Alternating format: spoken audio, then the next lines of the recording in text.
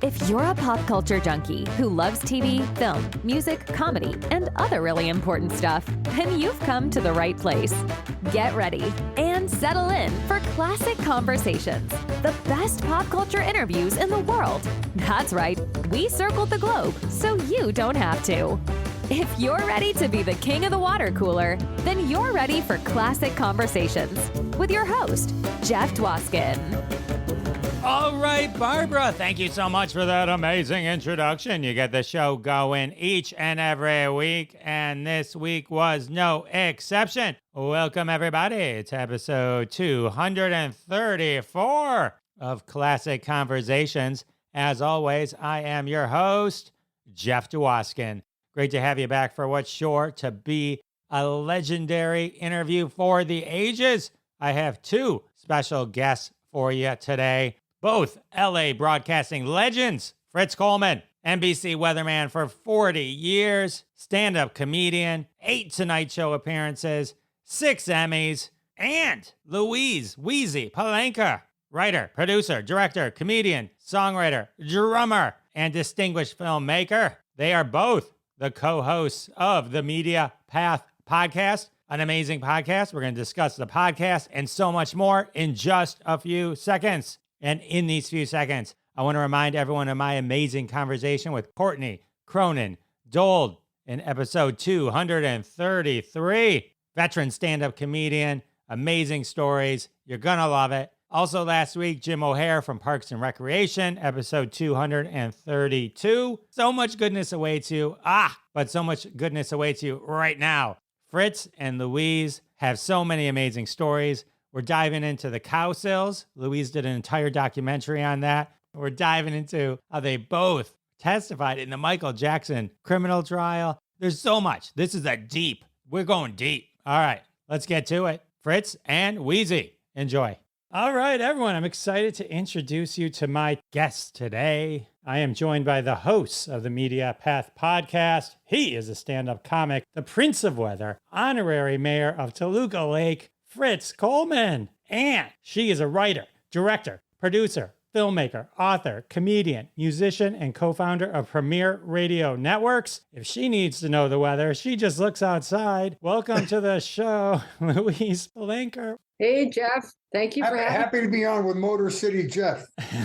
Great to have two podcasting legends on my show. It's exciting. Should we Daisy Jones this? So we say, 130 episodes, and then it all went wrong. Let's go back in time and see where... make up some faux drama. We can get rid of things. Well, anyways, let's talk about the podcast, then go just for a minute, and then we'll go back in time and work back to the podcast. There you go. The Media Path podcast, over 130 episodes. Guests like Dee Wallace, Henry Winkler, Johnny Whitaker, Marty Croft, Vicki Lawrence. I'm cherry picking the ones that I'm the most jealous of. Sure. Fritz and Louise, can I call you Weezy? Is that? Of course. I do stalk your podcast. If you talk to someone that I'm going to have on, I always listen to your guys' interview. You guys are awesome. Show prep. Got it. Yeah. Fritz, I know, and we'll get into this, you had your career as number one weatherman, and Weezy, you were a filmmaker and all that. And what brought you guys together for this particular project? Well, it'd be cool if it was a weather storm and we both ran inside at the same moment and locked eyes and said, let's do stuff together. But yeah, no, Fritz has taken the art of stand-up comedy to the next highest level, which is the one-man show, which is a very specific art form that requires of the performer that you elicit more emotions out of the viewer than simply laughter. So you've got people thinking and feeling and crying and then laughing. And he's done a bunch of those. But I think I went to his first one with a friend of mine, and it was at such a small theater that you could actually have a conversation with him during the show.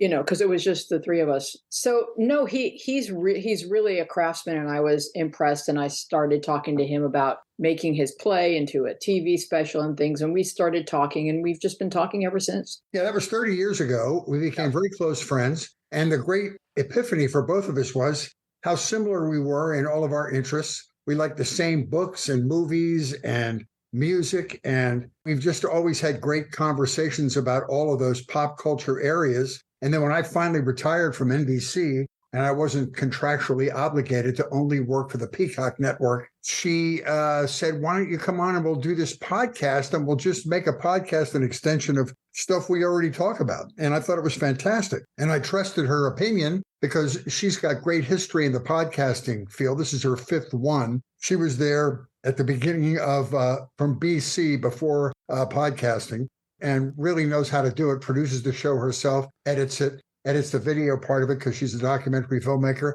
And I put myself in good hands, and we've been having a blast for a couple of years ever since I retired. And it really is just an extension of our friendship. We talk about various things that catch our interest, new product on streaming and new books and new television shows and new offerings on cable. And then we have guests on, and it's so much fun. It's a lot of hard work, particularly for Weezy, but it's a lot of fun. Weezy, do you regret Fritz just walking into the studio and you doing all the hard work?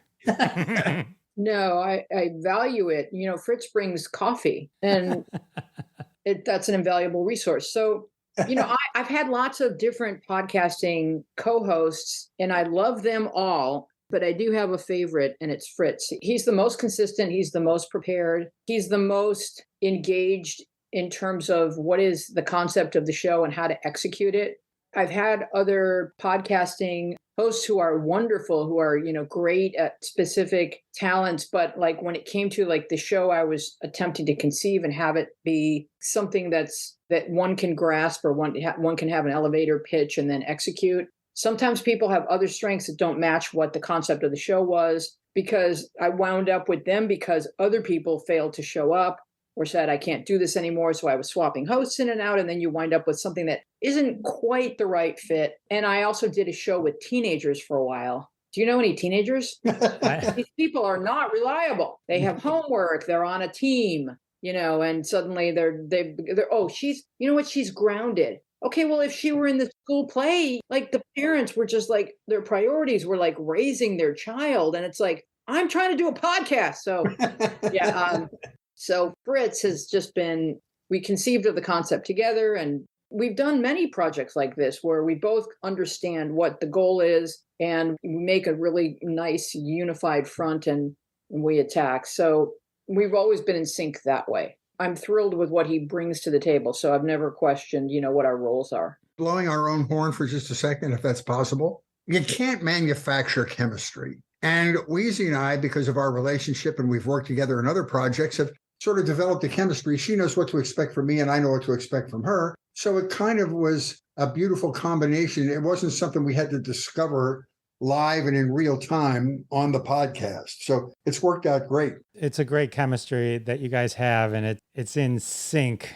And like I've listened to other podcasts where I think they think they're in sync, and they think it's funny to talk over each other. Mm-hmm. Well stated. Well stated. I don't think they take into consideration how annoying that is to people's ears. Mm-hmm. It's hard. I think I decided long ago to just kind of do solo, just because I never wanted to rely on someone else to. Plus, you're more interesting than everybody else. You know what I mean? Well, it's like you guys were lucky that you found each other. And clearly, after 130 plus episodes, one thing's for sure, you have to love what you're doing, and you have to love each other as coworkers, because it's the only way to survive and go as long as you have. 100%. Well, for us, it's like going to college and taking only the classes that you like, and then getting to meet the writers of all the textbooks and ask them all the questions that you had while you were reading their materials. So for us, it's really quite a treat. We really we feel honored that we get to have these conversations. So we want to be prepared, and we want to do service to the folks that visiting with us. It's fun, it's exciting, it's a chance to learn, and we really never take it for granted. It will only work, and I think you are this way because you have a successful podcast. It will only work if you're a naturally inquisitive person. Fun for me is to have a conversation about something I don't know anything about, and then just peel back the layers and have some fun learning, even if it's something that might be boring to everybody else. Our job is to pretend we're the audience and be inquisitive about the topic. And it's easy for me to do. I just love it. That's just part of my natural state of mind. So I think what you're good at, what I strive for, and I think all good podcasts are, is you're creating something that someone wants to listen to. Mm-hmm. and you're at the core creating something that you'd want to listen to. No, exactly. And that's what comes across. And I think that's why it's so successful. And you can get guests when they listen, they understand they're going to be heard. And that's awesome. Weezy, you've been interviewing people. I saw on your website, I mean, you interviewed back in the day, like Bill Murray, Bill Cosby, the Bee Gees, George Carlin. I mean, you had like quite a lineup in the 80s and 90s. Yes, I've been blessed that throughout my career, I've been conducting interviews for Rick Dees and from Premier Radio Networks. And that we did it on cassette tapes. We had remote equipment and we went, and I've interviewed thousands of people, and you kind of, lose track of where that content is. You use it, and you just, with radio, you just keep going, and, next week. And one point after I left Premier, I got a phone call from my friend Adrian Rivas, who still worked over at Premier. And he's like, yeah, all these interviews are in this storage facility, and they're about to just throw everything away. And I just want to give you a heads up. So myself and another talent coordinator named Barry Krutchik went over there. And you've been to these storage facilities where it's really just a garage door, and you open the garage door and inside is like, there's no pathway, there's no organization. It was just like every few months someone dumped more stuff in there. Right. So it was like, oh my God, where do we even begin? Like, you had to crawl on top of file cabinets to get through broken chairs and desks anyway, I was able to rescue a certain number of cassette tapes were about to be junked. And so what you see on my website, which is really a link to, what's it called? SoundCloud. Yeah, it's a link to SoundCloud, where I got a cassette recorder and plugged it into the back of my computer and was able to, with Cool Edit, which was the program at the time, I'm sure it's evolved into something else by now, but I was able to jack up the sound of my voice because I was never mic'd. I was always creating sound bites that we sent to radio stations. So just so you can hear the flow of conversation, when you hear me ask the question, you hear suddenly a lot of room noise, but at least you get the gist of what I asked. And so I was able to put up on SoundCloud about 40 of them that I thought were worthy of sharing. That is some dusty stuff, but it got Whitney Houston and Bill Murray, and yeah, the list goes on and on. It's pretty crazy. Has anyone contacted you and said, we're doing a retrospective on Whitney or Bill Murray, and we'd love to use some material for that? Seems like that would be a great resource for somebody doing a documentary or something. Yeah, I get contacted, like someone was doing something on Paul Simon. I was like, have at it. That's why it's there.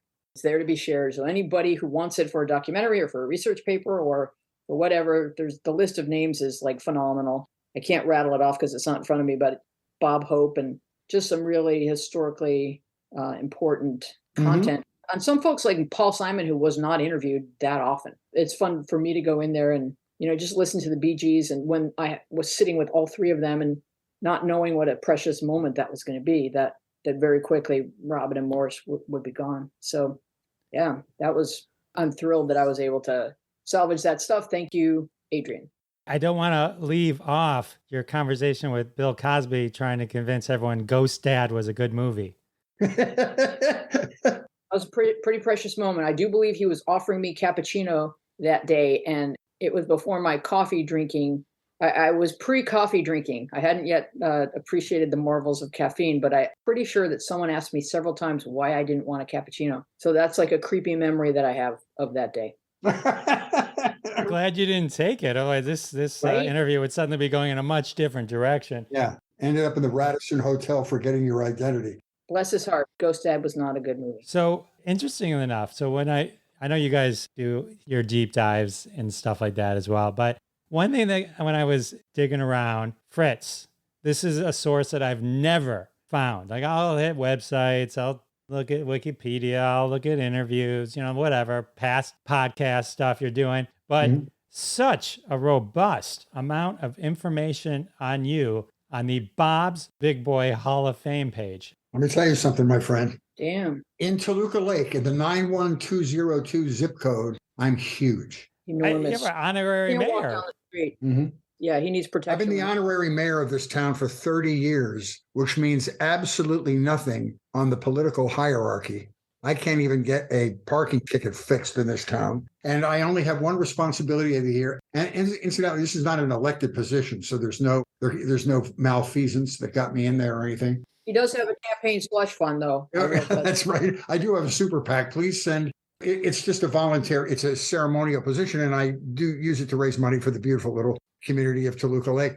I only have one responsibility of the year, and that is to, on the first Friday of December every year, I stand in front of Ramsey Schilling Real Estate and I turn on the magical, monstrous 5-foot Christmas tree, and that officially starts the holiday season in the Metroplex of Toluca Lake. Awesome. And if you could just confirm this for me, how often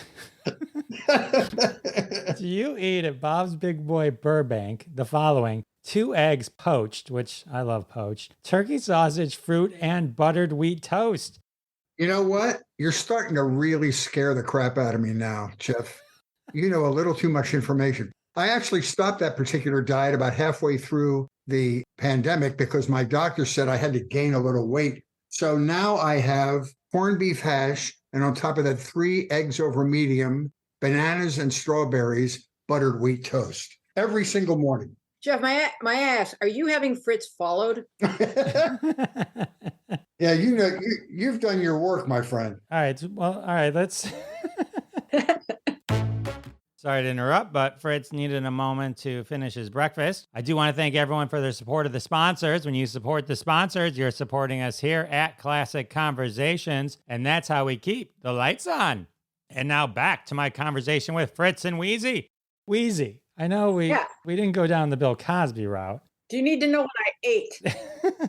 No, and so Okay. You testified in the Michael Jackson trial? Oh my God, Jeff. As did I. You don't even know. Fritz and I go on podcasts and they ask us the same questions. Nobody goes, you're good. You're good. No, we both testified. Yes. Weezy, tell him the story. We both testified, and it's such a long story. Do you want me to bullet point it, and you could just interrupt me at any moment? You just go with it. Speak from your heart, Weezy.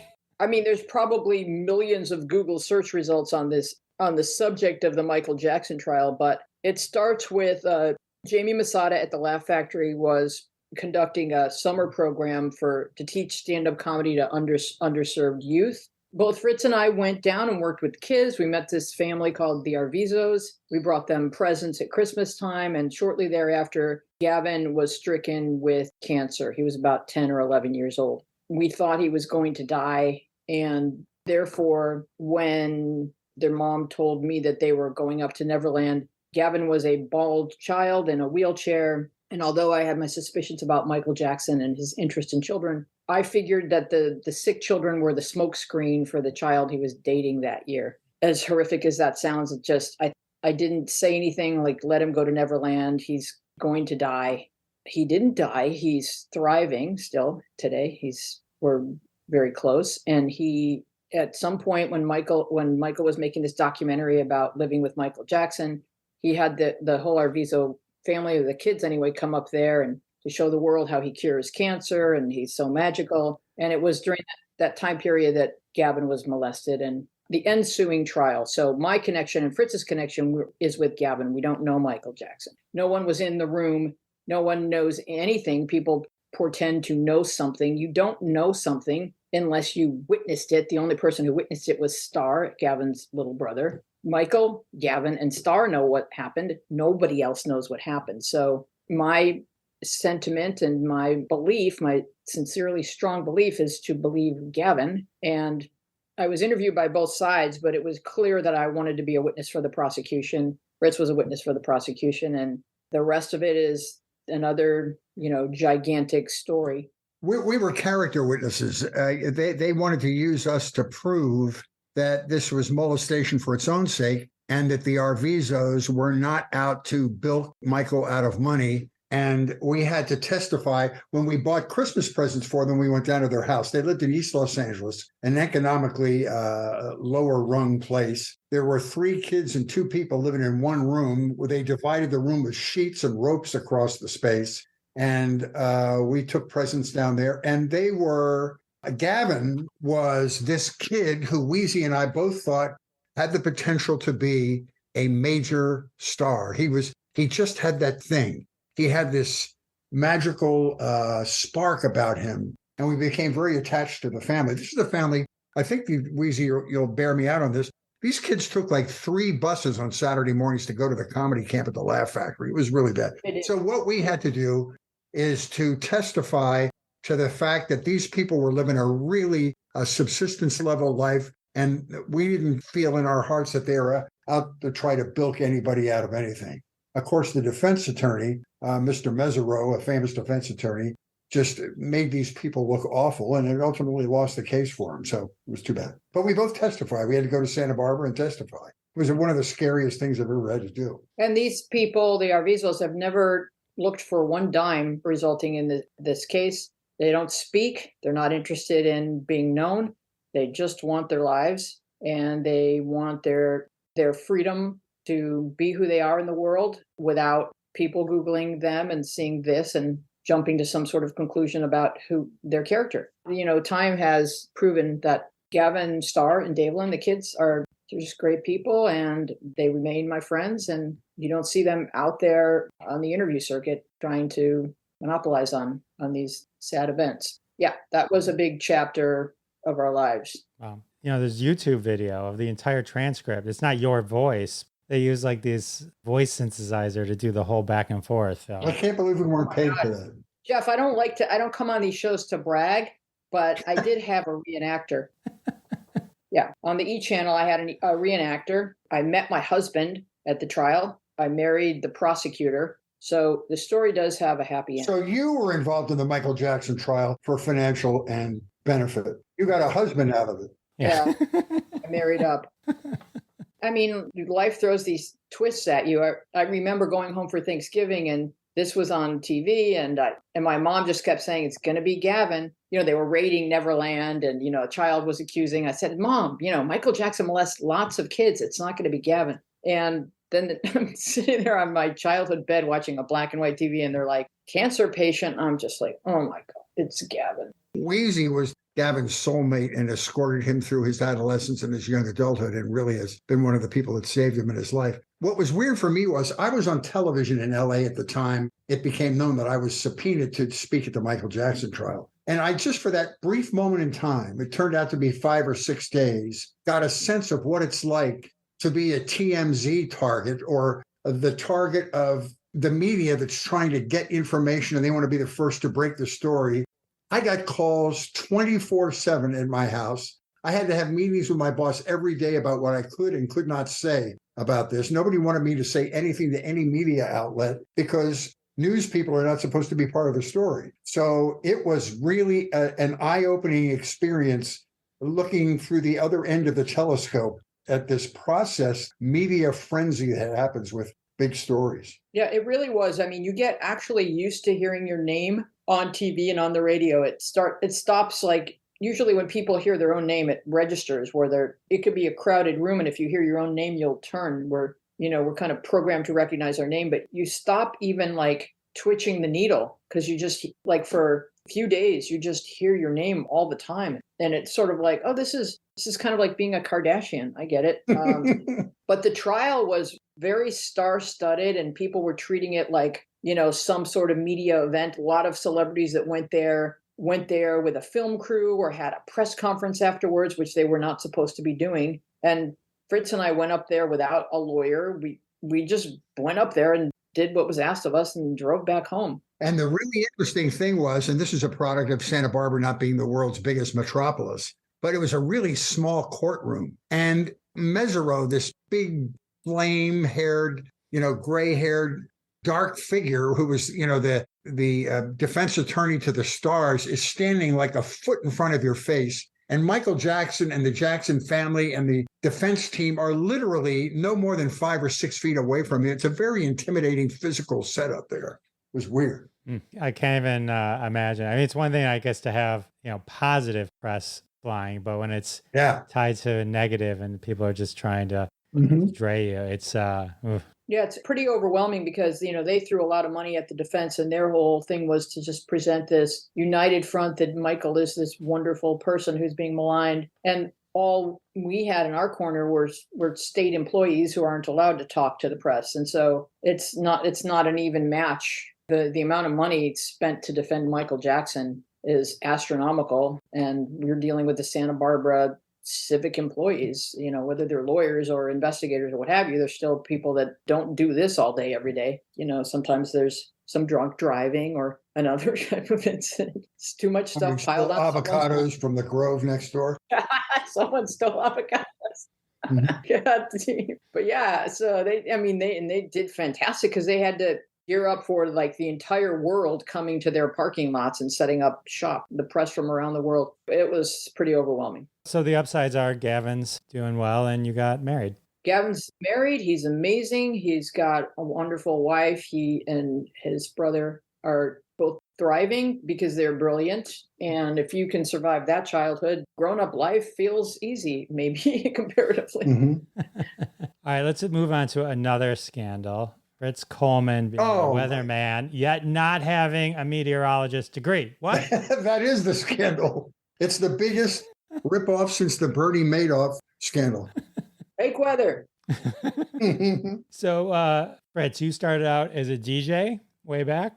I did everything. My first broadcasting was in Armed Forces Radio and Television, where I did a radio show 5 days a week, and I did the news and I did the weather. And when I got out of the Navy, I was a disc jockey for 15 years. And then while I was a disc jockey in Buffalo, New York, I started doing stand-up comedy. And I came out to Los Angeles, and I was actually performing on stage at the Comedy Store when the news director from Channel 4 was in the audience and saw me perform and offered me an opportunity to audition to do weekend weather and have some fun. That was back in the time when there was no threat of global warming.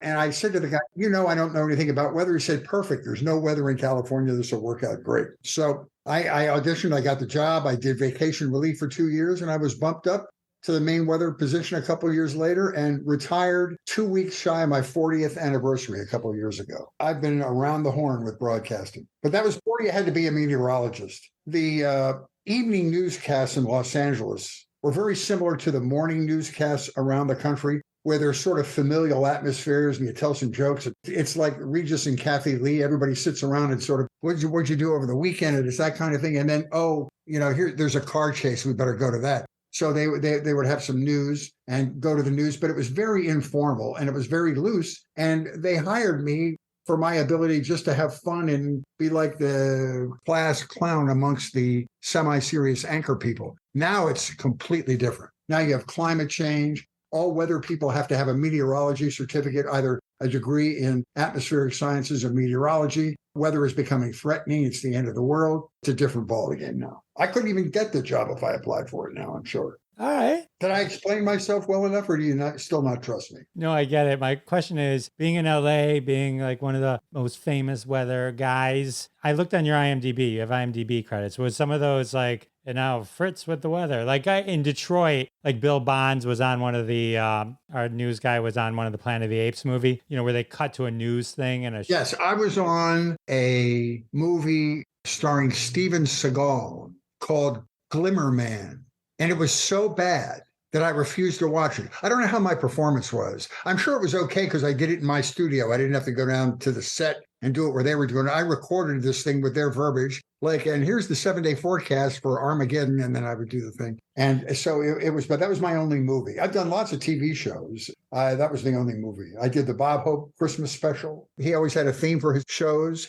And this particular one was called HNN, the Hope News Network. And I was the weatherman on the Hope News Network. In one of their sketches, I was Brooke Shields' boyfriend, and her father was Tony Randall. So this is high cotton, my friend, for somebody with no talent. I was barking with the big dogs back in those days. I've done lots of TV, but I only did one movie. All right. So while you were a DJ, Weezy is a musician, drummer, right? And has an album out, which I listened to some of the tunes, and they're quite delightful. I enjoyed them. How do you work music into your life? That's such a tricky question because I don't consider myself, I dabble and I have weird pockets of musical genius. I was born a drummer. This I can't explain. I've just always been drumming, and I always had melodies creating, and my mind is always creating melodies, and I'm a harmony savant.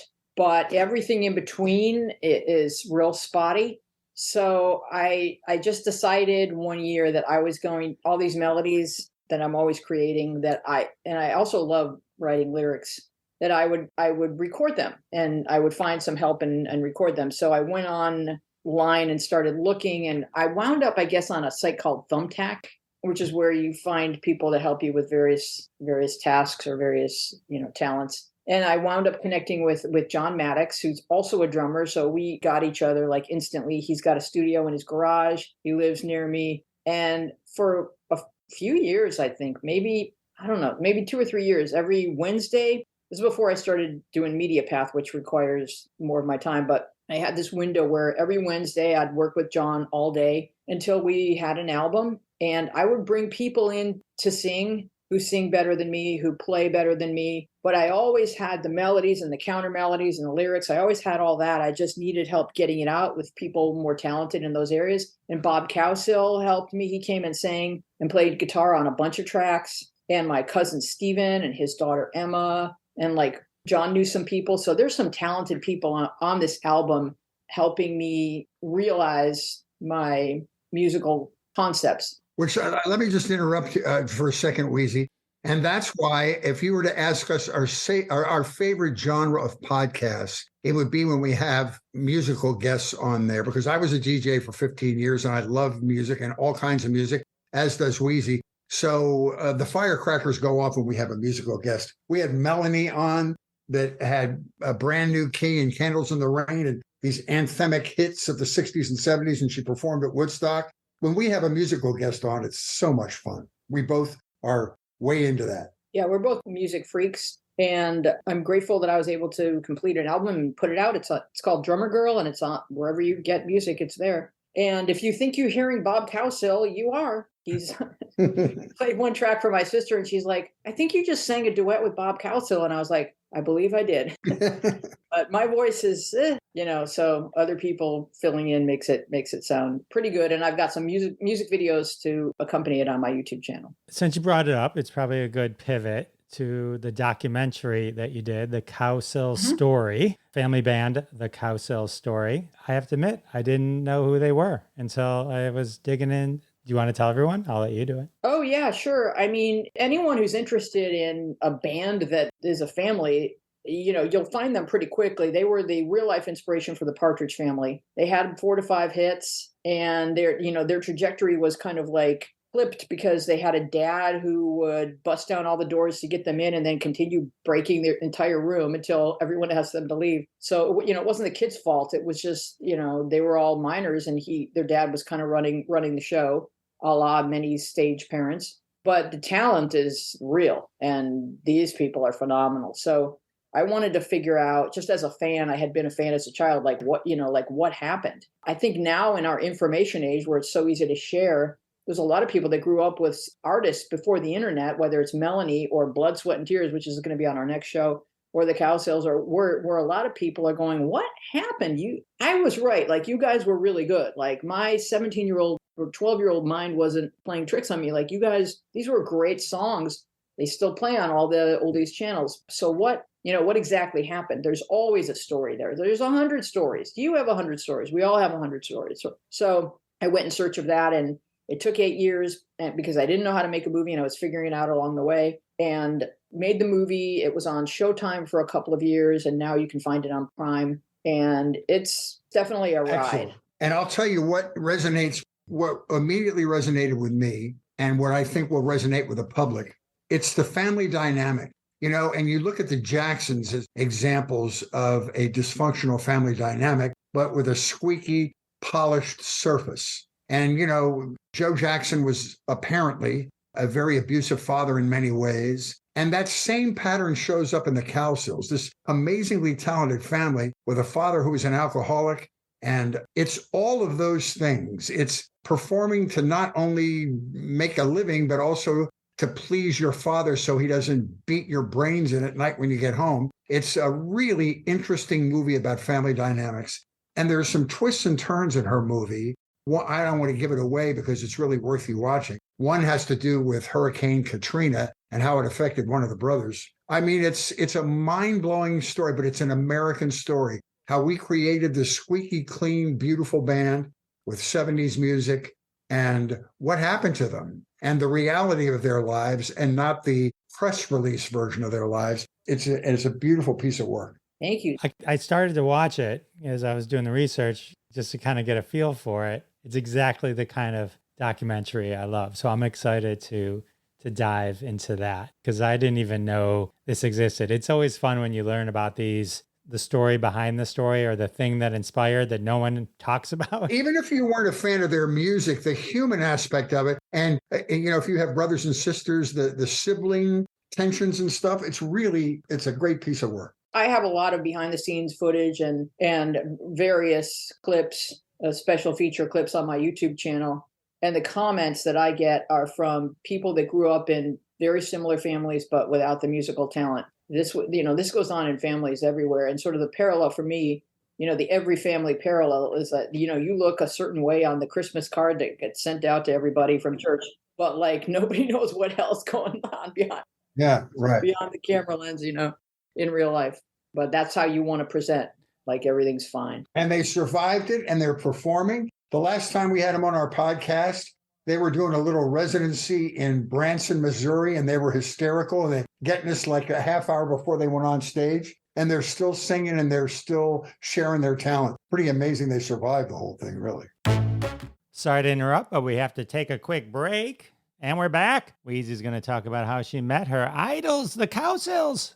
Weezy, did you know them before or did you No. It was the classic case of as soon as you could Google, what do you Google? You Google someone you went out with in high school, or in my case, you Google the Cowsills. And I found that this website that fans had created and this whole community where everybody who had been in their fan club at age 12 was, here they were. And a girl who I call Karen with a C, Karen Oldfield, she wrote to me and said, hey, it looks like you're from LA. You should come see Bob at this pub. And I've interviewed thousands of celebrities and I was terrified, because I was a 12-year-old girl the moment I pulled up. I don't know how I was driving, but because 12-year-olds aren't really good drivers. But my point is, I parked the car across the street from Pickwick Pub and I was afraid to get out and walk across the street. It was facing all my 12-year-old emotions, like whatever we love at 12, we love forever. And that's across the board, every human.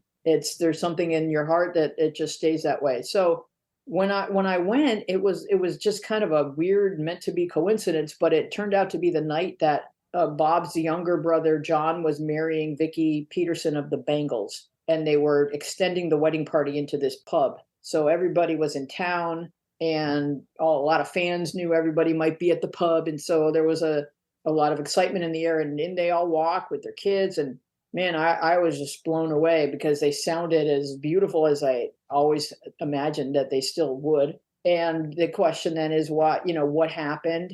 Here they all are under a dartboard.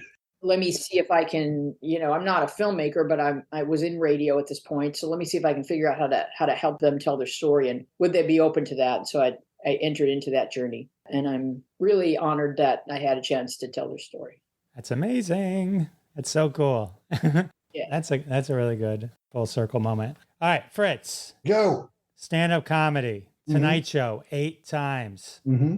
You can't go like, oh yeah, I did stand-up, and then like, go a little deeper. 8 times on the Tonight Show. That makes you more than just a stand-up. That's a tremendous, I know huge stand-ups that were on the Tonight Show 8 times. It's, I look back and can't believe it. Pretty amazing. That was back at the time when late night television, the Carson Show, for a while, Merv Griffin, those shows really had an impact on your career.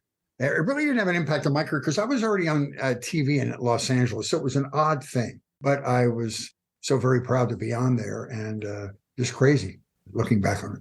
I was on with Johnny, Jay Leno, Gary Shandling, and Joan Rivers when they were hosts. Then you were on with Jimmy, but did you perform stand-up with Jimmy? No. You understand the dynamics of his show. Questlove is his music director from The Roots, right? Love them, yeah. There was a time they took all the weathermen from all the NBC stations in America and flew them back to New York. And they were all going to do individual promos with Jimmy as a way to promote his show. The setup for the promos was that thing he does where he puts headphones on and you say something and he tries to figure out what you're saying. And it's really funny because he doesn't know what you're saying. And I don't know what that thing's called. But anyway, he was going to do that with each one of the weathermen. So this was a Friday, and we're going to tape these promos after the show is over. So I'm out in the hall, and Questlove comes out to get a cup of coffee at the coffee machine. And I went up to him, and Questlove's from Philadelphia, as am I. And I said, Questlove, Fritz Coleman, I'm the aging weatherman from Channel 4 in Los Angeles. I just want to tell you that my high school prom was held at the Treadway Inn in Wayne, Pennsylvania. And the band at that prom was Lee Andrews and the Hearts. And his father, Questlove's father, was Lee Andrews. Well, he almost dropped his coffee. He said, you saw my dad perform? I said, I certainly did. I was drunk at my own prom, and I still remember very lucidly. They were like a Philly harmony group. That was my only claim to fame with the Jimmy Fallon show. I got to tell Questlove I saw his dad perform. That was cool. Oh, That's really cool, actually. Yeah. And not to be outdone, Weezy was a paid regular at the Comedy Store. Oh, yeah. I think I technically still am. I don't think that they're allowed to take your picture down. Every now and then a friend will be in the lobby and take a picture of my picture in the lobby and send it to me. But I did not have a happy experience being a paid regular at the Comedy Store. It's as close as I've come to combat Sexual harassment. It's a very dark place. It was that. I think it's improving a lot. So let's not cast aspersions that aren't necessarily currently being earned. But at the time, yes, that was my experience. Yeah, I read the blog. It sounded like it was toxic. Yeah, it was during a time period where Mitzi was still alive. She was letting guys compete with each other for her time and attention and for stage time. And so there were a bunch of people that worked at the club that were not yet paid regulars, and they got stage time, but Mitzi never came in. So they would kind of manipulate things. If she gave me a spot, they would erase my name, and then it would look like I hadn't shown up. So there was a lot of hostility. Really bad politics. Yeah, and I think they're improving on that. I think they're owning it, and they're improving on it from what I've heard. And there's a lot of women that I really admire who did really well there. There's a strength to them, a resiliency to them that I don't possess. And so I think, you could make the Comedy Store work for you if you had the right set of attributes. And I just kind of folded like a card table. I kind of remember just walking down the steps and knowing I would never return. It wasn't healthy for me as a comedian or as a person. I watched your clip. I'm paraphrasing it, but your opening line was hilarious about Paris Hilton being so drunk, but they took her away before we had time to find out what she really thought about the Jews. That was so funny. That was a Mel Gibson. That was definitely, that's a joke I even forgot. Because it was like sometimes you do a topical joke for 6 months and then you'd let it go because it was no longer in the news. But she had pulled over for drunk driving, and similar to what Mel Gibson had recently done. And I said, they took her away before we had any idea what she thought about the Jews. Because of course Mel got in some of his opinions as they were wrestling him into the squad car. Yes, there's no shortage of Mel Gibson opinions out there, but we don't have to go into that. Yeah.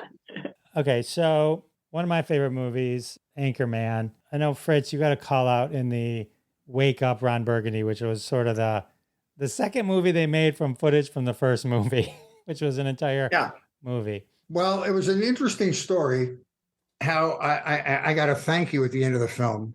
I've known Judd Apatow for years. Judd was a host at the Improv for a long time before he got hired as a writer on the Larry Sanders Show, and then his career took off. He and Adam McKay, the director of that show, and went on to direct many fantastic films, went to my high school. Adam went to my high school. So one day, Judd calls me and said, I'd like to take you out to lunch. We want to talk to you about the anchor people you work with. I said, this is going to be fantastic. So we went to this restaurant, and we, like a 2.5-hour conversation. I don't want to mention his name, but one anchor man that may or may not have been one of the templates for Ron Burgundy. And I told them this long series of anecdotes about this man's personality. And at the end of the day, they said, this is all very lovely, but we can't use a lot of this because it's so outrageous that nobody will believe it's real. Because this guy, he had problems, and he was, had the social skills of a 13-year-old. But they picked my brain about male anchor people. And that movie was hysterical. And I laughed really hard. I was proud to have a shout out at the end of it.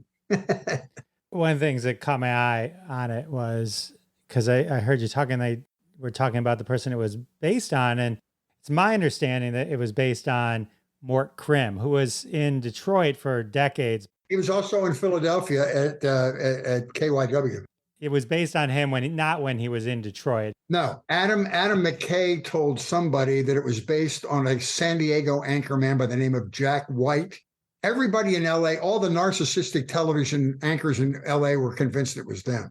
Harold Green at Channel 7, Paul Moyer at Channel 4. Everybody thought it was them. It's obviously based on me. It's my life. But I guess in an off-the-record conversation, Adam McKay said that it was this guy by the name of Jack White that was like a 35-year-old anchorman in San Diego. I don't know. But the beautiful thing is that everybody can plug that personality into their hometown anchorman, because it's so perfect. It's like a Carly Simon song, this story. Right. And then I did watch a commercial that you did, Fritz, where you had if you find better weather on another station. You just passed across the Rubicon. You've done too much research now. Now we're insulted. You find Just better kidding. weather on another station, bring it to me, I'll match it. And you called yourself the Prince of Weather. Yeah.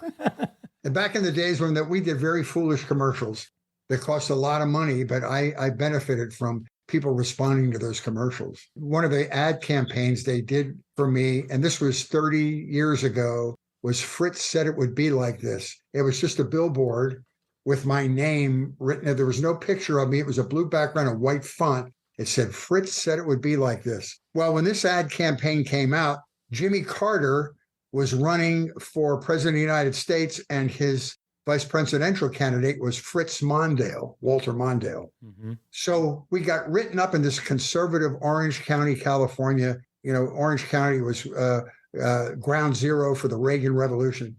Very right-wing, very Republican. We got written up in a newspaper saying, finally, one of the television networks has the guts to admit their liberal slant. Do you see this thing for Fritz Said It Would Be Like This? And so nobody knew who I was. So this was a new campaign to introduce me.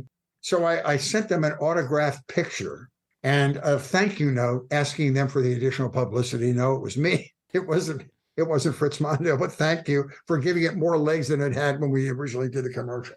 All right. So 4 decades as the weatherman, you retire, and now we're full circle. You and Weezy get together and start the Media Path podcast. Do you have a favorite interview? Like if someone were to say, hey, what's 2 or 3? These are some great ones just to kind of start to bathe into the Media Path podcast world.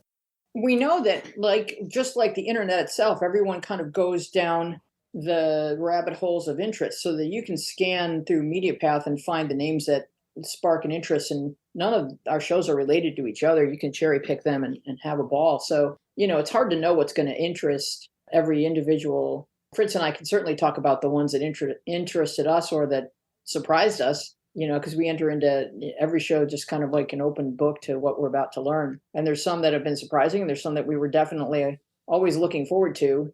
For me, it was talking to Adam Schiff, who's currently running for Senate here in California. The people I like the best, we've already had on twice, Adam Schiff and Henry Winkler. We both had them on twice. Then there's been shows where it was just really wonderful and surprising and fun, and something that we hadn't expected. One of the fun things for me is the revelation that occurs when you have like a child star from the 60s. We had all the guys from My Three Sons. We had Tony Dow. I don't know if this is true, but it might have been one of his last interviews, Weezy, before he passed away. We had Chris Knight from the Brady Bunch. And the most fun is to discover, for instance, Tony Dow is a very accomplished sculptor. He's an artist. And it was fun to sort of learn that about him. And Christopher Knight is like a computer genius. He started a computer company from the Brady Bunch. And it's just fun to learn that they're not the one-dimensional actory type kids you might expect them to be. These are fully fleshed out human beings with great talent over and above their one-time acting success. So that's always fun for me, is to find somebody else's side. That's awesome. You guys are awesome. My goodness. Thanks for spending all this time with me. Let me tell you something. We've done a lot of podcasts. This is our 40th this week. And I'll tell you, you do your research very, very. I am really impressed with how you dove into our pass. You do an excellent job, Jeff. Thank you. I felt I had to come to the table pretty hard with you guys as my guys. You did well. You did, and you sure did. Well, thank you guys. Do you want to plug any particular? Well, I'll put everything in the show notes, of course, but is there anything you want to, a website, anything like that you want to kind of just throw out there real quick?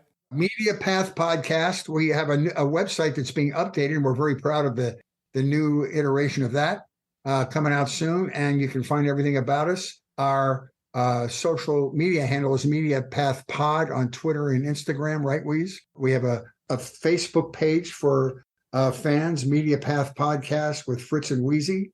We have a page and we have a group. Yeah. And so we're do giveaways on the group if you'd like to join the group. We're only mildly invasive with our notifications. And I sometimes put clips on my TikTok because I'm all modern like that. And we're just having a lot of fun. Media Path Podcast. We'd love it if you would subscribe on Apple or Spotify and give us a nice review if you enjoy it. And maybe get yourself as like knowledgeable on the Fritz and Weezy front as Jeff is, because that's, that could be one of your 2023 goals is to at least have, listened to my album and watched my film and watch all of Fritz's Tonight Show appearances. And then you'll be up to speed. No, we just hope you enjoy the podcast. We'd love to get to know you better and what you've been watching, because we're always on the lookout for great content to talk about on our show. Amazing. Great content you have for sure. So everyone check out the podcast, Drummer Girl on iTunes and Spotify, everything. Fritz and Weezy, thank you so much. Excellent job, Jeff. Pleasure talking with you.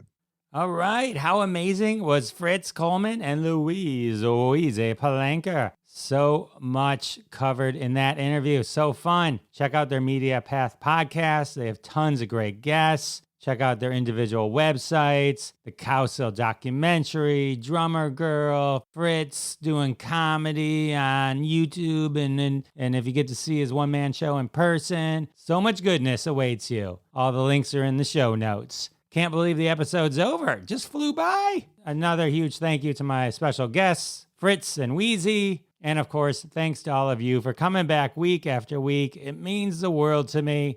And I'll see you next time. Thanks so much for listening to this episode of Classic Conversations. If you like what you heard, don't be shy and give us a follow on your favorite podcast app. Also, why not go ahead and tell all your friends about the show? You strike us as the kind of person that people listen to. Thanks in advance for spreading the word, and we'll catch you next time on Classic Conversations.